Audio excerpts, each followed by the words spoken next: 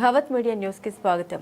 కేంద్ర ప్రభుత్వం ministry of social justice ఆధ్వర్యంలో పార్లమెంట్ సభ్యులు కేంద్ర ప్రభుత్వాన్ని అభ్యర్థిస్తే మినిస్ట్రీ ఆఫ్ సోషల్ జస్టిస్ కింద ఒక స్కీమ్ ఏర్పాటు చేస్తోందని పార్లమెంట్ సభ్యుడు కొండ విశ్వేశ్వరరెడ్డి తెలిపారు. అందులో భాగంగా తెలంగాణలో 3 ప్రాంతాలను ఎంపిక చేసుకుని మొదటగా చేవెళ్ల ప్రాంతంలో వికలాంగులకు అవసరమే ఎలక్ట్రికల్ సైకిల్, నడిచేందుకు స్టిక్స్, 3 చక్ర వాహనాలు అందజేయడం జరిగిందని అన్నారు. ఇండియన్ ఆయిల్ కార్పొరేషన్ సంస్థ ముందుకు వచ్చి రంగారెడ్డి జిల్లా శంషాబాద్ జీహెచ్ఎంసీ పట్టణంలో 80% వికలాంగులు ఉన్న వారికి electric cycle, walking sticks, non electric cycle, year మిషన్లు ఇవ్వడం జరిగిందని తెలిపారు. వికలాంగులు అన్ని రంగాల్లో ముందు ఉండాలని ఉద్దేశంతో ఈ కార్యక్రమాన్ని చేపట్టడం జరిగిందని ఆయన అభిప్రాయపడ్డారు. వికలాంగులు కూడా వ్యాపారంలో లేదా ఉద్యోగంలో వారి పనులు వారు చేస్తున్న విధంగా ఒక ప్రదేశం నుండి మరొక ప్రదేశానికి వెళ్లడానికి ఎలక్ట్రిక్ మోటార్ సైకిల్ ఎంతగానో ఉపయోగపడుతుందని వారికి అందజేయడం జరిగిందని అన్నారు.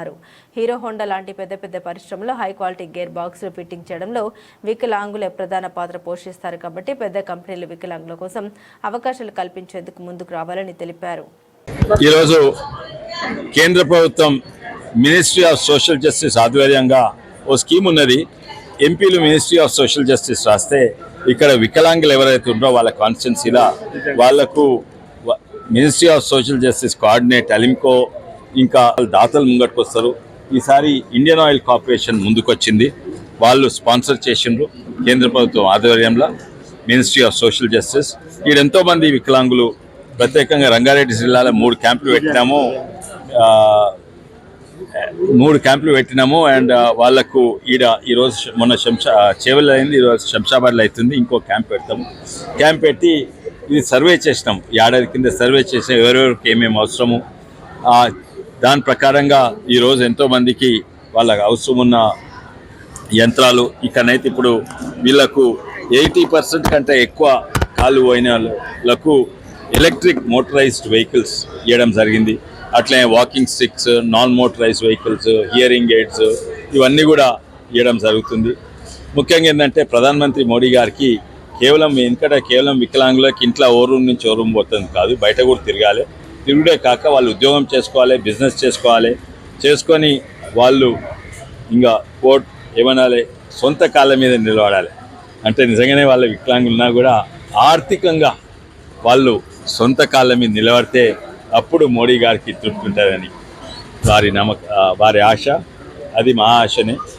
అండ్ ఇది రాజకీయాలకు అతీతంగా ఏ ఎంపీ రాసినా కూడా, అది కాంగ్రెస్ ఎంపీ ఉండొచ్చు, ఇంకేదైనా ఎంపీ ఉండొచ్చు, ఇంకా ఇక్కడ కాంగ్రెసే ఉన్నది, ఎంఐఎం ఎంపీ ఉండొచ్చు, వాళ్ళు రాసినా కూడా కేంద్ర ప్రభుత్వం కోఆర్డినేట్ చేసేస్తారు. ఈరోజు కొన్ని ఫ్యాక్టరీలలో హీరో హోండా అసలు ఫ్యాక్టరీలలో హై క్వాలిటీ గేర్ బాక్స్లు వికలాంగులే అసెంబ్లీ చేస్తారు. ఇదే ఎంతో ఫ్యాక్టరీలు, కంపెనీలు కూడా ముంగట రావాలి.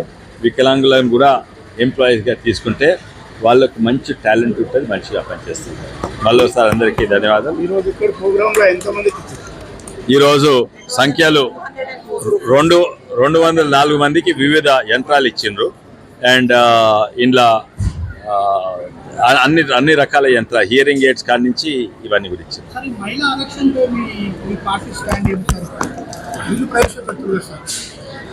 ఇది ఇంతకుముందు కూడా కాంగ్రెస్ ప్రభుత్వం ప్రవేశపెట్టింది, అప్పుడు సాధ్యం కాలేదు. ఇప్పుడు మేము కూడా ప్రవేశపెడుతున్నాము. అందరి మద్దతుతోటి అది బిల్లు అమలు అవుతుంది. ఎందుకంటే దానికి 30 మెజారిటీ కావాలి. దీంట్లో అన్ని పార్టీల సహాయం కావాలి. మోడీ గారు ఇది ప్రవేశపెట్టమని అంటున్నారు. తప్పనిసరిగా అవుతుందని నా నమ్మకం. కొన్ని చిన్న తప్పులు అవుతాయి, కానీ రెండోసారి అయితే కావద్దు. ఓసారి ఇది ముఖ్యంగా కేంద్ర ప్రభుత్వం ప్రోగ్రాము.